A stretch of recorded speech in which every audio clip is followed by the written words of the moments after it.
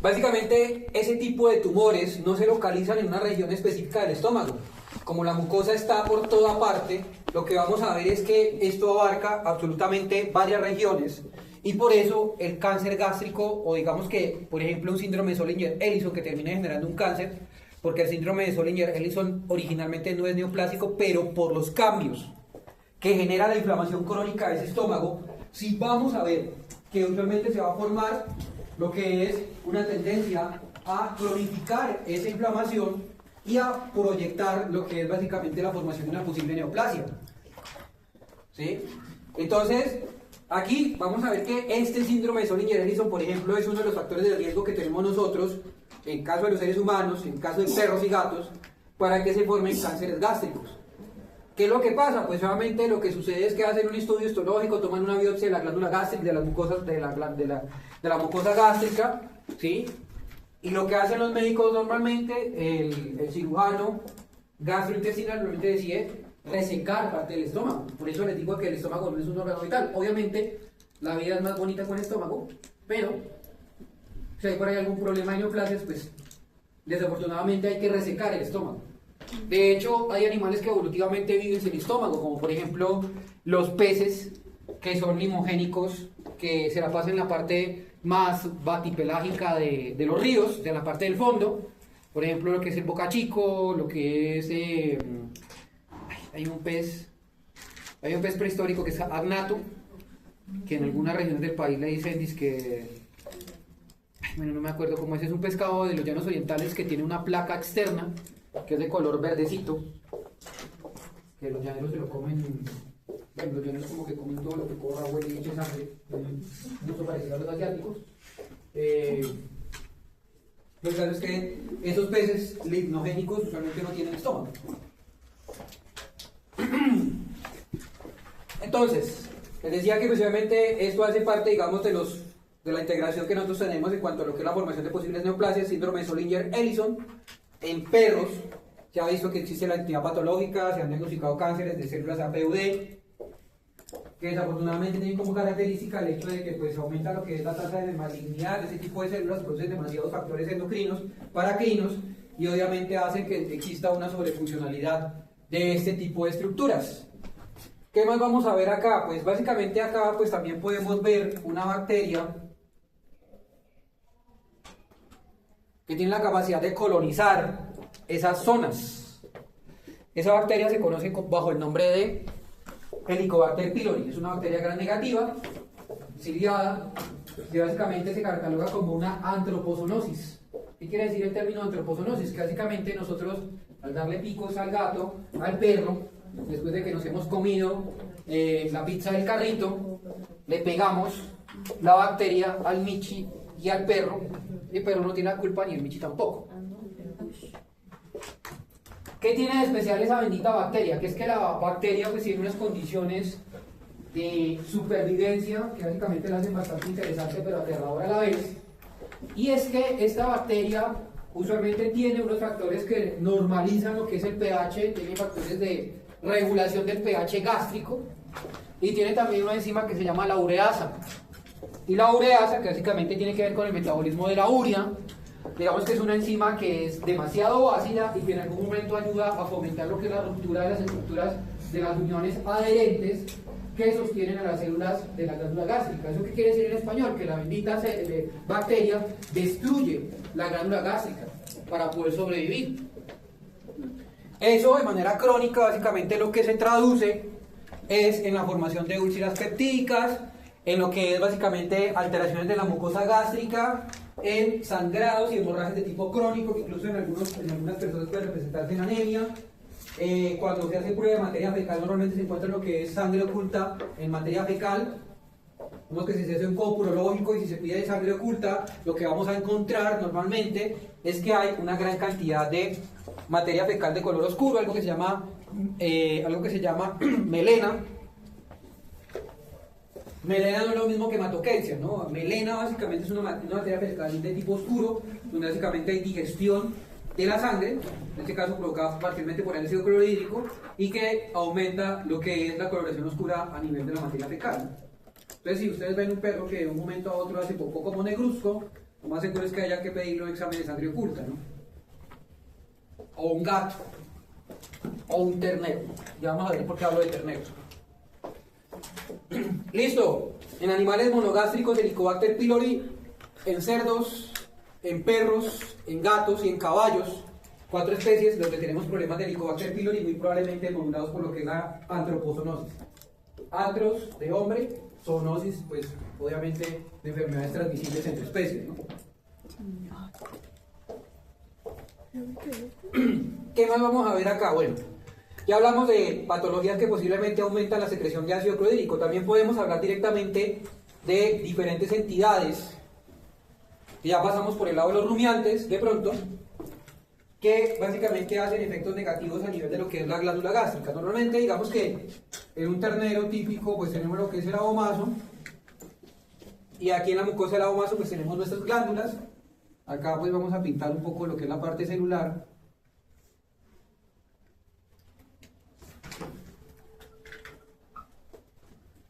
Y también vamos a tener la presencia de algunos parásitos.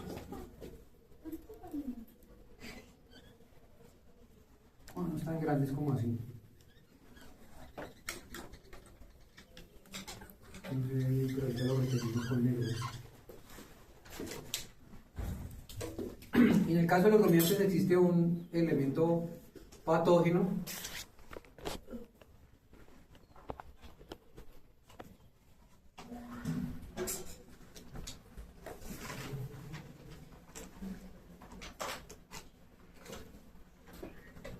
Primero, pues obviamente aquí llega en la parte basal de la glándula gástrica, pues una gran cantidad de aporte de riego sanguíneo, sí, pero en el caso de rumiantes,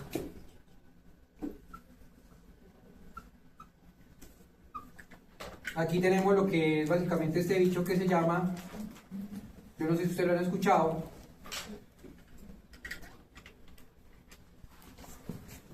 Haemonchus contortus. Es un nemátodo. Básicamente tiene la capacidad de vivir en las glándulas gástricas del abomaso de los rumiantes. ¿Y qué tiene interesante este parásito? Que pues obviamente, ¿qué pasa si por ejemplo el ternero no es capaz de liberar lipasa gástrica o no es capaz de liberar renina? Pues es capaz de No es capaz de aprovechar los nutrientes que provienen de la leche, ¿verdad? Y si no hay leche, en el caso de los terneros, ¿qué más no hay? Recuerden que aquí, de esto a esto, hay una comunicación, ¿no? ¿Cómo se llama la comunicación que hay aquí y acá? O sea, si el ternero toma leche, la leche pasa de una vez de aquí hasta acá. Era un surco. Surco o gotera esofágica, ¿no? Vale. Entonces, ¿qué pasa con Haemonchus contortus? ¿Qué creen ustedes que pasa si yo tengo un ternero infestado con Haemonchus contortus? Consecuencias de la hemoncosis en terneros. Pues no va a poder aprovechar la leche y pues la leche trae inmunoglobulinas. Entonces va a estar. Va a estar muy enfermo. ¿Cómo pueden ver esa enfermedad en ese ternero?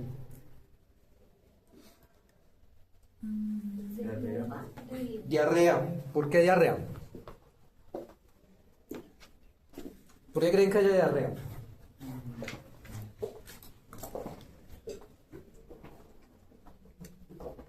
Ese pues es como un mecanismo que tiene el organismo para expulsar ese patógeno que tiene a nivel intestinal.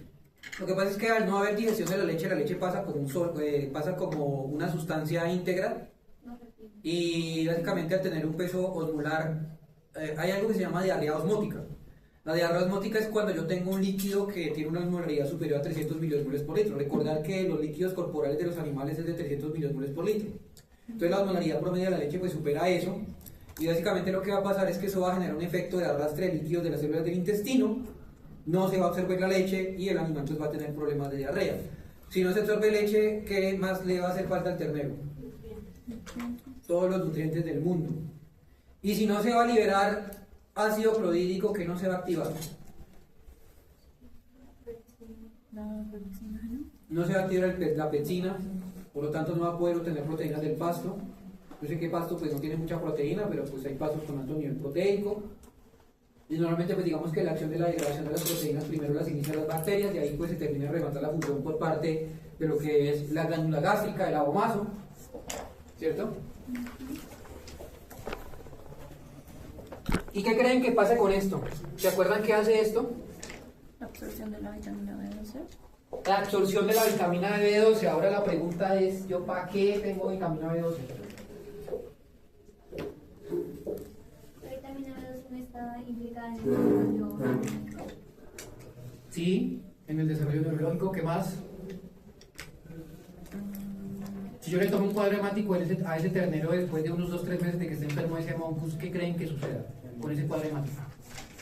Anemia. Entonces miren todos los problemas que trae un bendito parásito ahí metido en una glándula gástrica. Anemia. La vitamina B12 es un factor crucial para la maduración de glóbulos rojos. A nivel de la cadena de formación de los eritrocitos, pues básicamente pues está lo que son las líneas blásticas de los eritrocitos, ¿sí? Normalmente está el prorubicito normocrómico, prorubicito basófilo, prorubicito acidófilo, y está lo que es el rubricito, metarrubricito, reticulocito y eritrocito. Entonces básicamente ahí no se lleva a cabo lo que es ese linaje ustedes tienen que aprendérselo para fisiomédica, les preguntan eso en fisiomédica, y les preguntan eso también en diagnóstico y laboratorio clínico. Yo no se los pregunto acá porque pues no vemos hematología acá en esta parte de la fisiología, pero igual la vitamina B12 es fundamental tanto para el mantenimiento del recambio de las células, también precisamente para la parte neurológica, también por supuesto para lo que tiene que ver con la formación de nuevas células de recambio alto, como por ejemplo los glóbulos rojos.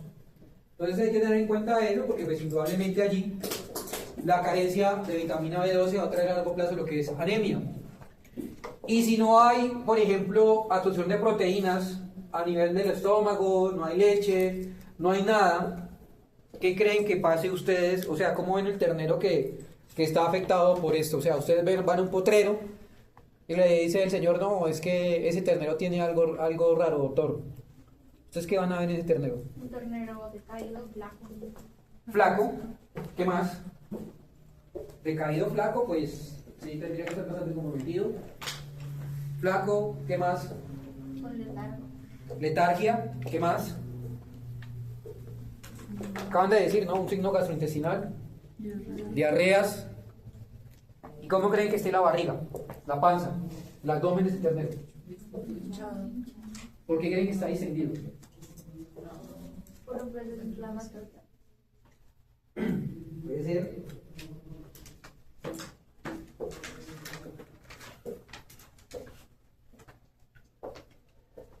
Bueno, no me acuerdo si yo les dije que en los vasos sanguíneos, bueno, eso no tiene mucho que ver con eso, pero pues normalmente, pues digamos, en los vasos sanguíneos tengo yo el endotelio, ¿cierto?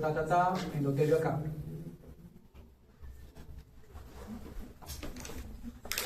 Les voy a volver a explicar esto acá.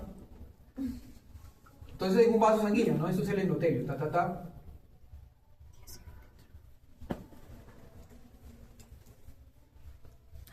Y se supone que hay algo que se llama fuerzas de Starling. Ahora, ¿cómo así que fuerzas de Starling? Dice que la fuerza de Starling básicamente es la que permite que se dé el paso de un líquido a través de un vaso sanguíneo.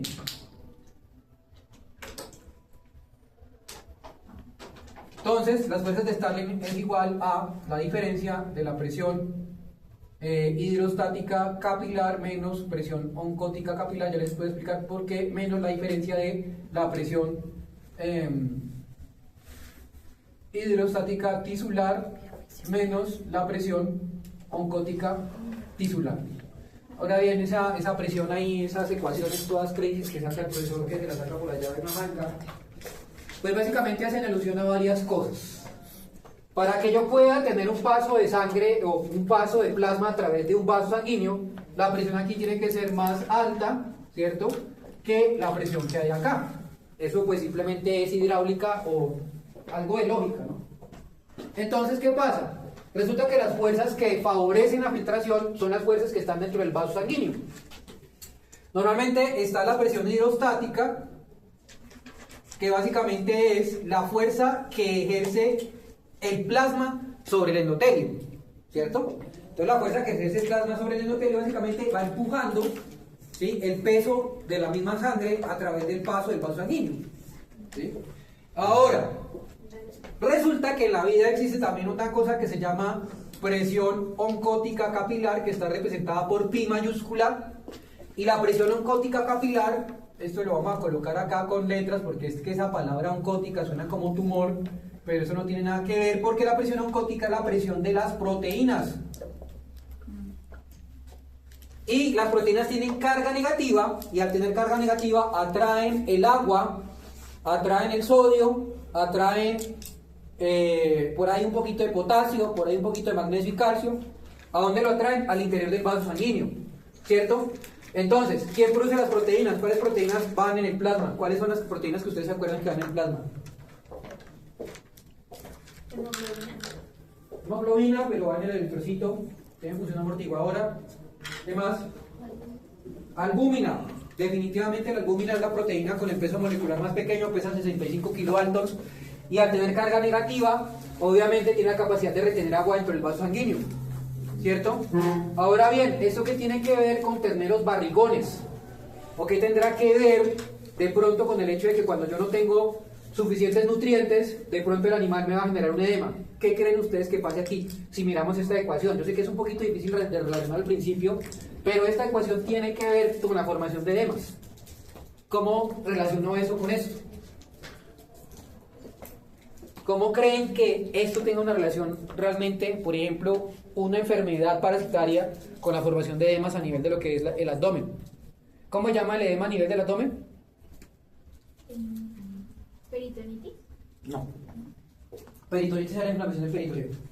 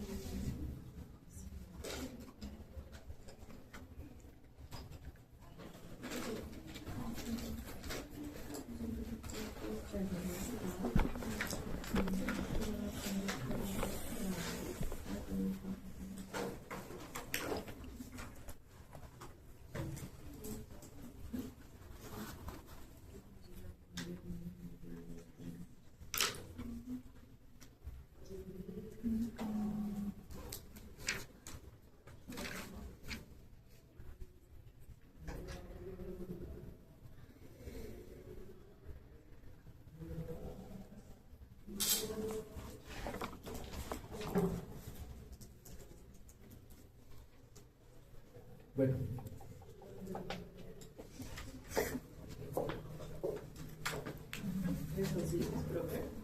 Aquí tenemos ascitis, ¿no?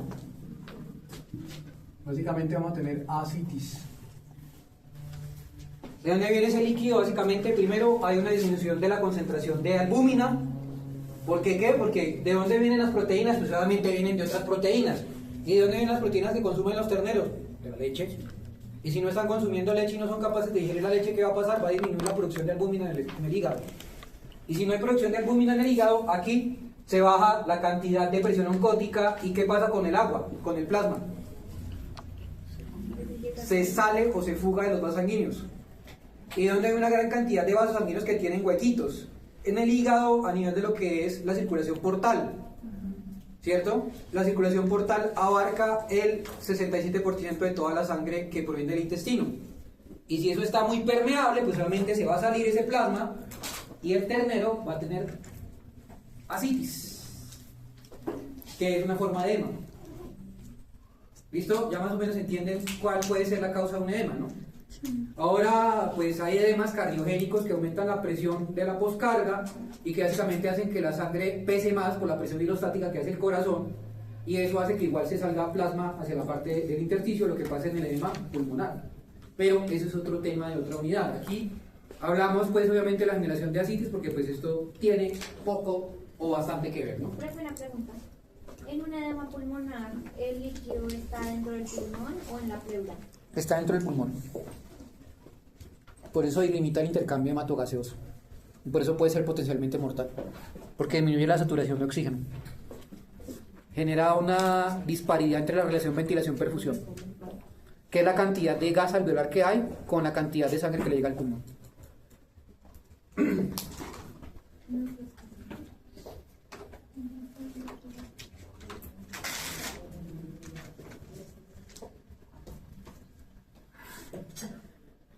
Bueno, ya tomen foto de eso, que ya. Vamos a pasar primero el tablero.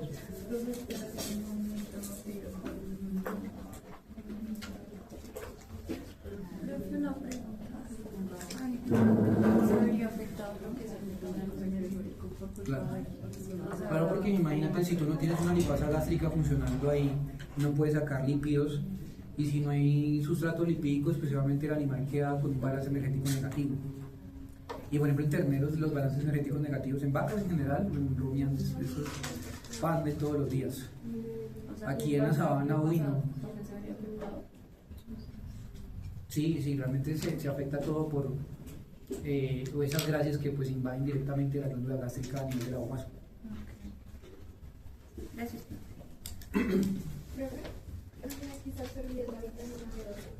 En el ileón y yeyuno, por culpa del factor intrínseco.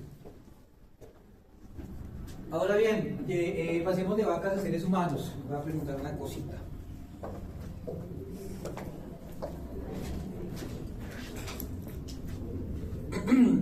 ¿Qué pasa si yo tengo una persona que tiene una alta producción de ácido clorhídrico y yo uso un medicamento que de pronto me bloquea la producción de ácido clorhídrico durante mucho tiempo? O tengo la tendencia a consumir alcohol de manera crónica y eso me limita un poco la producción de ácido clorhídrico.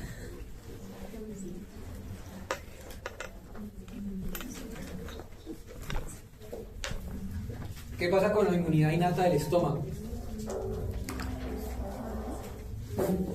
¿Qué creen ustedes que ocurra en ese caso? Observen acá esta parte anatómica, ¿no? Yo tengo acá, aquí están las glándulas, ¿cierto? Acá en esta zona, región oxíntica, ¿cierto? Aquí tengo el intestino delgado básicamente, primer segmento. ¿Qué hay dentro del intestino?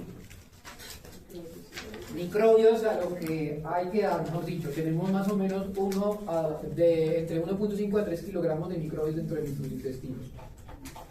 ¿Sí? Entonces, por ejemplo, si este tipo o esta señora, que es muy común, señora, ¿sí? Tiene por acá una hernia a nivel de lo que es el píloro, y por acá se le abre este píloro solo, ¿qué pasa si, por ejemplo, asciende algo del líquido acá del intestino hacia lo que es la parte del estómago? Y aquí no se está produciendo ácido clorhídrico porque la señora está con omeprazol, está bloqueando la producción de ácido clorhídrico. Ya vamos a ver cómo actúa el omeprazol porque quizá nos toca ahorita revisar la funcionalidad de la célula parietal.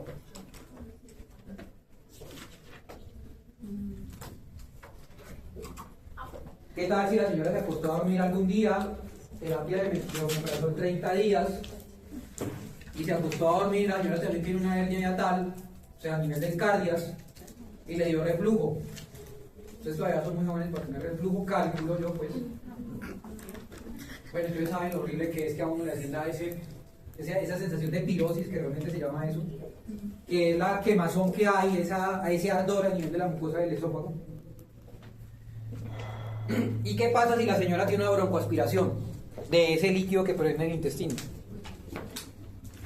Y por ahí se ahoga, se le va ese reflujo por el camino viejo, está dormida. ¿Ya la mataron? Primero hay que pasar por un lado, ¿no? Primero hay que decir que lo que pasa es que se genera una neumonía por aspiración, eso se llama neumonía por aspiración.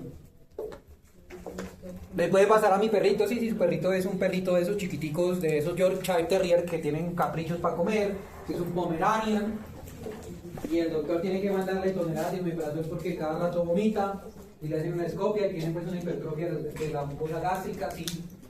Hay que manejarse omeprazol de esos tipos de pacientes y eso es un poco difícil de manejar, ¿no? ¿Por qué? Porque recuerden que igual una de las barreras químicas que hay al interior del estómago es el pH bajo. Y ese pH bajo está mantenido por lo que es la producción de ácido clorhídrico, ¿no? Entonces, Recuerden que la próxima vez que les ordenen omeprazol, pues tienen ustedes que ver cómo eso los puede afectar a nivel de lo que es la parte de la inmunidad innata, ¿no? ¿Sí me entendieron el punto o hay alguna duda? Vale, ahora vámonos para lo que son las células parietales.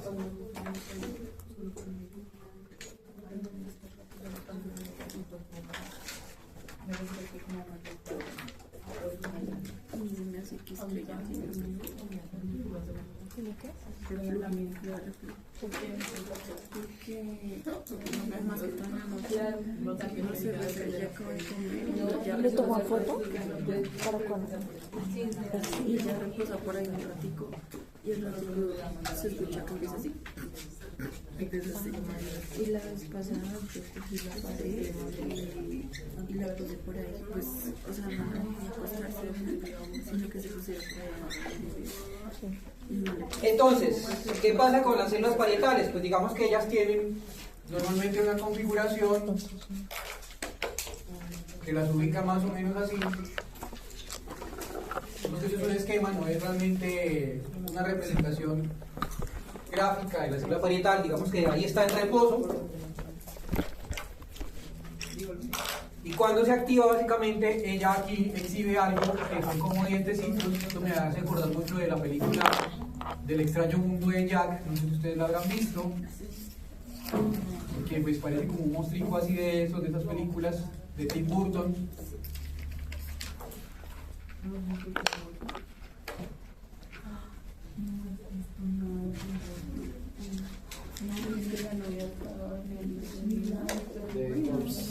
De la novia, una mano de tijera, una versión de Batman también, tiene Tim Burton. Tim Burton es un director gótico, es como medio gótico de Hollywood, bastante famoso. Bueno, bastante famoso de la gente de mi época. Y eso también me gusta Christopher Nolan, me parece que es el mejor director que hay en Hollywood de los comerciales que hay.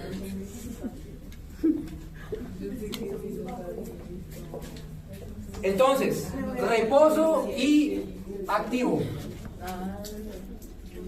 La célula aquí se activa, ¿cierto? Ella pasa de estar en un estado de reposo a estar activada. Cuando está activa, la célula básicamente hace que haya un aumento de esto que se llama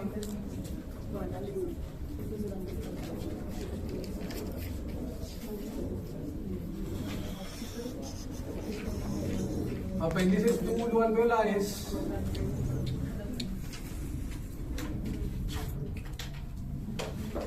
Y esto básicamente tiene como característica estos apéndices túbulo-alveolares, ¿sí?, la producción de ácido clorhídrico. Cuando la célula pasa a estar en reposo activo, básicamente aparecen esos dientes ahí en la célula y esto hace que se produzca ácido clorhídrico. Ahora bien, ahora viene lo que podríamos decir que puede ser como una especie de magia, o lo que puede decir que genera la complicación de poder entender un poco esto, pero tranquilos que vamos a tratar de hacerlo lo más fácil posible, porque pues yo sé que esto tiene sus incordios.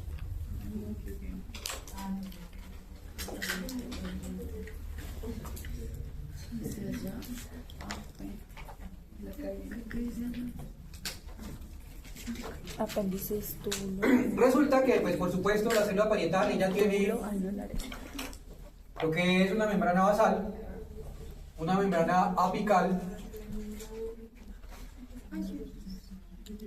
y aquí tiene una proteína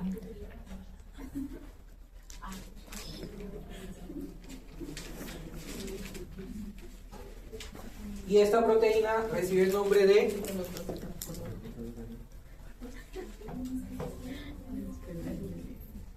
bomba de protones.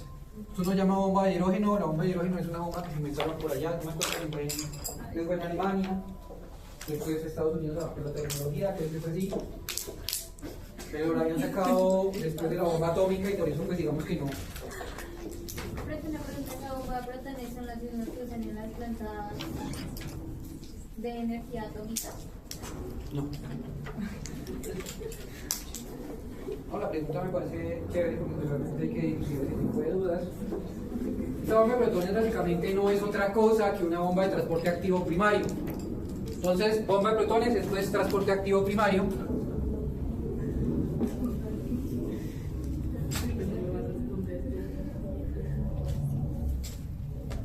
Y este transporte activo primario básicamente se caracteriza porque usualmente ingresa 2 moléculas de potasio y egresa 2 moléculas de hidrógeno. La bomba de protones es una proteína de 150 kiloaltos que tiene una subunidad alfa y una subunidad beta. La subunidad alfa tiene actividad adenosine-trifosfatasa, lo cual quiere decir que tiene la capacidad de degradar ATP. Recordemos que toda bomba o que toda proteína que trabaje gastando energía usualmente consume ATP para poder funcionar de manera adecuada.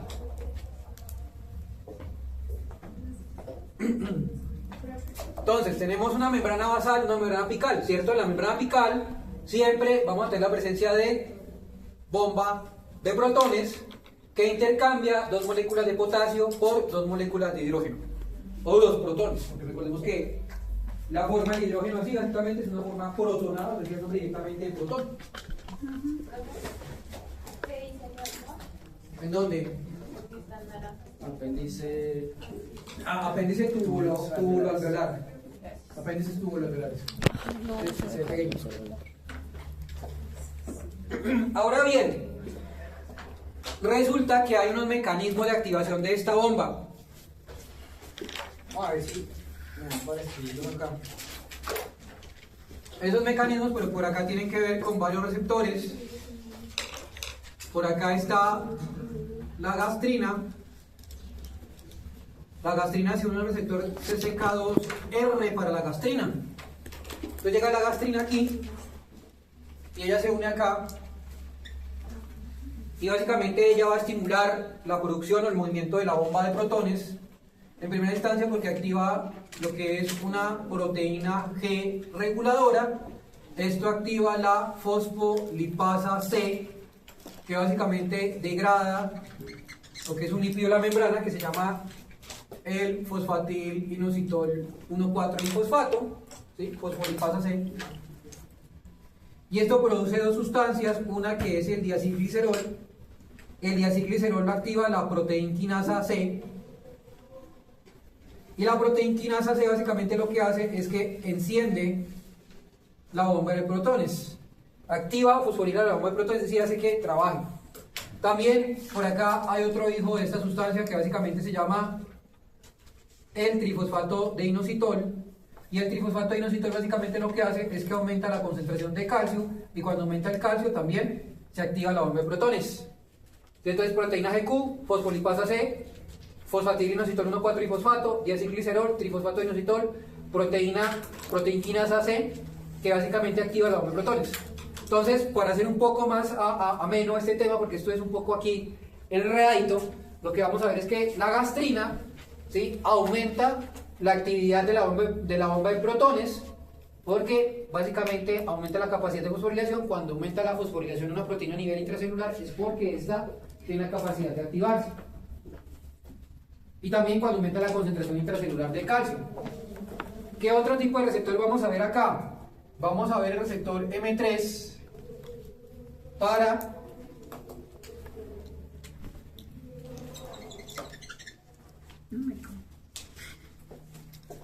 acetilcolina. El receptor M3 para acetilcolina también es un receptor de proteína GQ y hace la misma cosa. Entonces, activa la fosfolipasa C, activa el fosfatilinositol 1,4-bifosfato, produce diacilglicerol e IP3. Este diacilglicerol y este trifosfato de inositol son hijos de este PIP2, ¿sí? Y lo que hace el diacilglicerol es que aumenta la funcionalidad de la bomba de protones, la acetilcolina, ¿vale? Entonces se libera la acetilcolina en el nervio vago. A nivel de la parte distal del nervio vago, vamos a ver las fibras postganglionares del sistema parasimpático producen liberación de acetilcolina. Y por último vamos a tener por acá una sustancia que se libera en las células cebadas de la lámina propia, que es hija de algo que se llama histidina, que es un aminoácido, a través de la histamina de carboxilasa, que se llama la histamina. La histamina se une a receptores H2, pero los receptores H2 básicamente tienen otra forma funcional porque son receptores de proteína G estimulante. Y cuando yo hablo de proteína G estimulante, aquí lo que hay que ver es que se aumenta la adenilciclasa,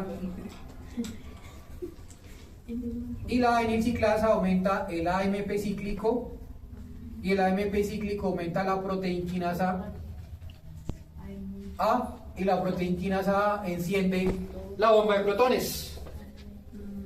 Qué vaina tan complicada, la fisiología es un poco de trabalenguas.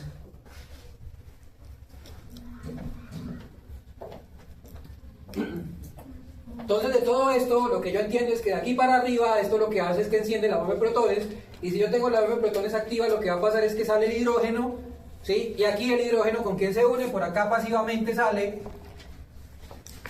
hay un canal de transporte que se llama canal de transporte asociado a la fibrosis quística, canal de transporte de cloro, y por acá ¿quién sale? Por acá sale el cloro. Y cloro y ácido clorhídrico, y cloro y hidrogeniones, ¿cómo se llaman? Ácido clorhídrico, ¿no?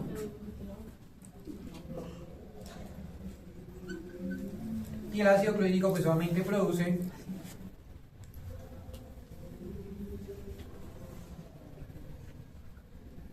halógeno, ¿no? ¿Sí? Produce obviamente degradación de los alimentos.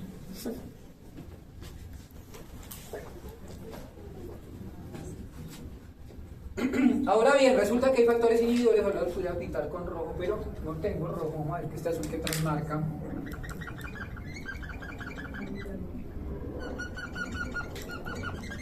Y tengo dos sustancias que son inhibidoras, una que son las prostaglandinas, en este caso la prostaglandina E2, que básicamente lo que hace es que se une a una proteína G inhibitoria, y la proteína G inhibitoria anula todo esto. ¿Sí? Ella anula la concentración de adenilciclasa, la degradación de AMP cíclico, en este caso la proteína G estimulante siempre va a tener como segundo mensajero el AMP cíclico. ¿Sí? Prostaglandina E2, que es inhibitoria, y la somatostatina.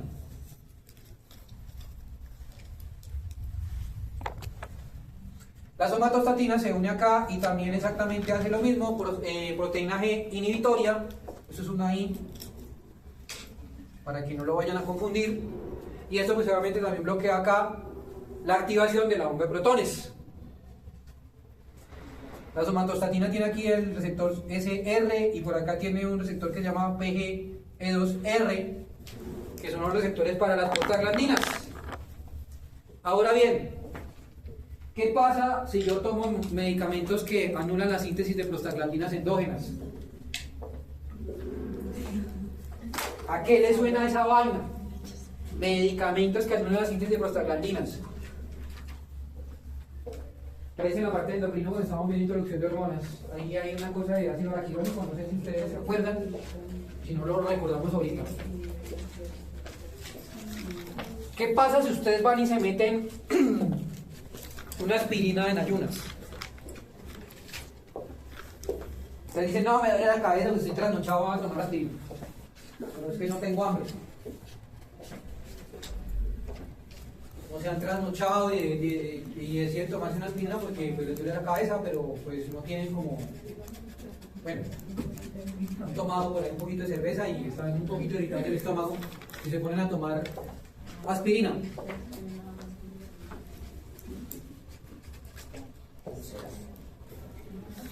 A mí en lo personal me da una gastritis y me puede hasta vómito. Sí. No sé a ustedes qué les ha pasado, no creo que a ustedes tampoco les haya pasado muy bien metiéndose una aspirina en ayunas. ¿Por qué creen que ocurre eso? No tienen nada de estómago, ¿qué más?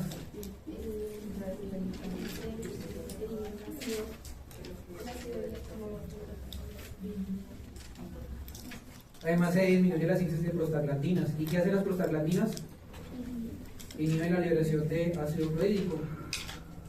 Por lo tanto, si yo bloqueo la síntesis de prostaglandinas endógenas, voy a tener mayor producción de ácido clorhídrico en un estómago en ayunas y puede hacer que el animal pueda tener una úlcera gástrica. Yo recibo un perro que la señora me dice, no, es que el perro tiene mucho dolor, y yo le meto un meloxicam, un ketorolaco, un etodolaco, pero lo que puedo hacer es que el perro va a generar pues vómito.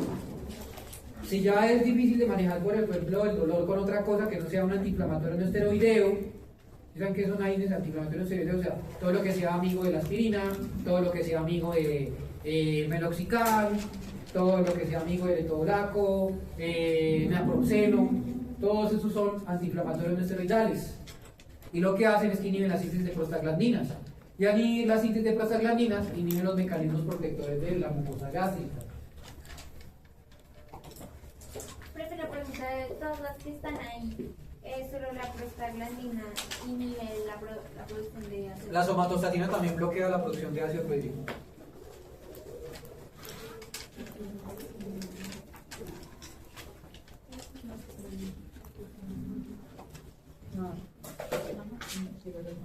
Ay, nos toca preparar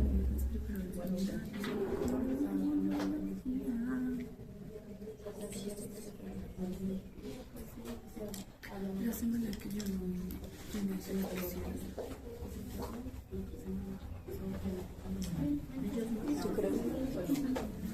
Bueno, tienen ustedes esta imagen. Ahora, resulta que también hay medicamentos que van a bloquear la liberación de ácido clorhídrico. Menciónenme 2 medicamentos que bloqueen la liberación de ácido clorhídrico ya que se les ocurra ahí y los ponemos ahí para terminar la disertación. Omeprazol. ¡Wow! ¿Qué es omeprazol? Omeprazol es omeprazol. Listo. Ranitidina. Muy bien. Entonces tenemos por acá benzimidazoles sustituidos. Omeprazol, esomeprazol y lasoforazol. Ya vamos a ver qué es lo que hacen esos medicamentos. Y por acá la compañera está nombrando ranitidina. Y también por acá puedo añadir un antagonista de la acetilcolina que se llama atropina. Entonces, esos que están en negro, bloqueo. ¿Bloqueo de qué? De la liberación de ácido clorhídrico. Listo. Entonces, tengo un perrito, la propietaria dice que hace 2 días no come, llegó todo mal, ¿cierto? Y el perro tiene vómito y el perro se me vomita en consulta, entonces yo digo, no, lo voy a meter al hospital. Entonces de hospital me preguntan cuáles son los medicamentos que voy a utilizar para neutralizar la producción de ácido clorhídrico. ¿Cuáles utilizarían ustedes de estos que están acá? Tenemos atropina, ranitidina y benzimidazoles sustituidos. Atropina. ¿Cuál es la función de la atropina? La atropina desplaza competitivamente la acetilcolina del receptor muscarínico M3 y por eso inhibe la bomba de protones. Pero ¿qué más puede pasar con la atropina? La atropina también desplaza la acetilcolina de receptores M3 del corazón, desplaza la unión de acetilcolina con el intestino. Entonces la atropina aumenta la frecuencia cardíaca, disminuye el peristaltismo, disminuye el vómito, sí, pero tiene efectos sistémicos. ¿Cómo hace efectos sistémicos? Pues solamente aumenta la frecuencia cardíaca. Yo no quiero un medicamento que me afecte la frecuencia cardíaca. Yo no utilizaría atropina, a menos que el perro tenga una intoxicación por organofosforados, ¿cierto? Pero no utilizaría atropina porque se le sube la frecuencia cardíaca y hay que... Sí disminuye obviamente la secreción de ácido clorhídrico. Ahora, ranitidina. La ranitidina es un inhibidor de la unión de la histamina con los receptores H2 gástricos. ¿Sí? La ranitidina, simetina y famotidina desplazan a la histamina de la unión de sus receptores H2 correspondientes. Anulan la producción de ácido clorhídrico hasta en un 60%. ¿Sí?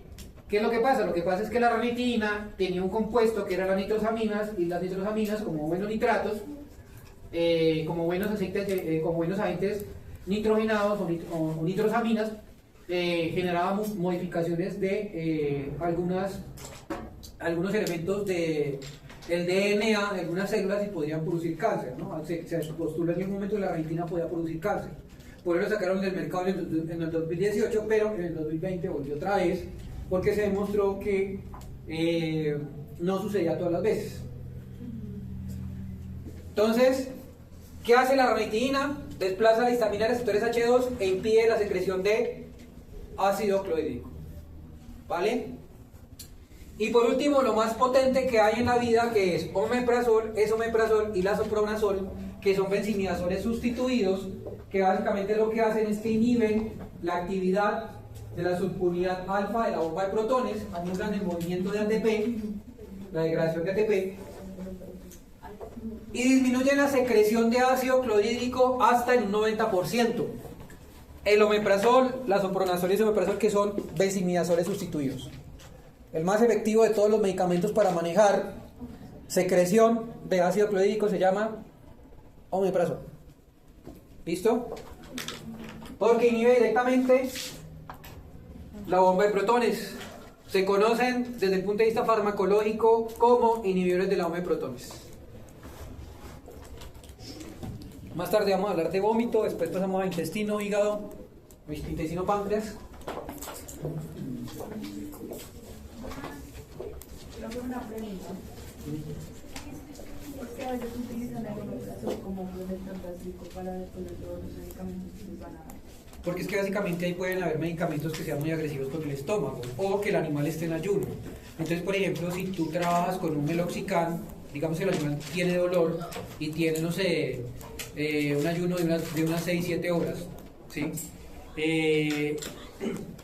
O por ejemplo en caso de cirugía, en cirugía toca hacer ayuno, ¿sí? Y entonces como el animal no ha comido, si tú le metes por ejemplo el meloxicam para que el animal pues digamos tenga menor trauma a nivel postquirúrgico, pues está la posibilidad de que ese meloxicam disminuya la protección de la producción de ácido clorhídrico. Entonces lo que hace uno es que utilice el omeprazol para que profilácticamente se evite la sobreproducción de ácido clorhídrico, ¿vale?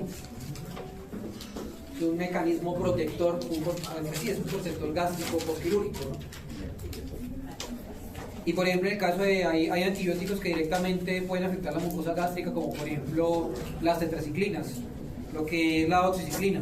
Cuando uno está utilizando doxiciclina para animales que tienen hemotrópicos, uno puede utilizar omeprazol o puede utilizar el omeprazol al principio del día y puede utilizar la tetraciclina, la doxiciclina por allá en la noche, después de que el perro haya comido. ¿Por qué? Porque es que esa doxiciclina es muy fuerte con el estómago. Entonces utiliza uno el omeprazol, lejitos, ¿sí? Para que se absorba la tetraciclina, pero para que la tetraciclina no le vaya a romper el estómago. ¿Listo? ¿Dónde está?